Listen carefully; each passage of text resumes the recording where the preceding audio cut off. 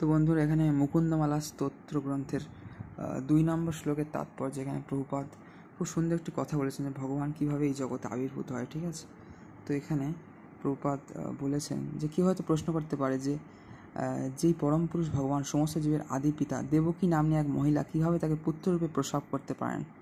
ঠিক আছে, তো উত্তরটি হচ্ছে দেবকী দেবীর ভগবানকে প্রসব করা হচ্ছে ঠিক পূর্ব দিগন্তে সূর্য প্রসব করার মতো।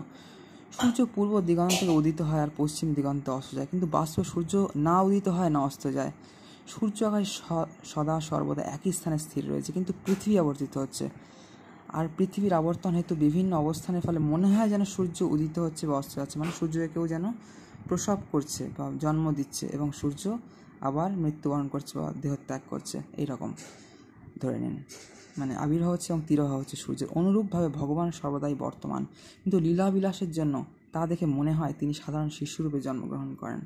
এটি দেখে আমার খুব ভালো লেগেছিলো, সেই জন্য আবার খুঁজে আপনাদের এটা জানালাম। এবং এইখানেও আরেকটি খুব সুন্দর জিনিস রয়েছে। ঠিক আছে, 3 নম্বর শ্লোকের তাৎপর্যে সেটা আপনাদের পরবর্তী ভিডিওতে আমি বলে দিচ্ছি। জয় জয় শ্রী রাধেশ্যাম। মুকুন্দমালা স্তোত্র গ্রন্থ কি জয় হোক। নিতাই গৌর প্রেমানন্দে। হরি হরি বল।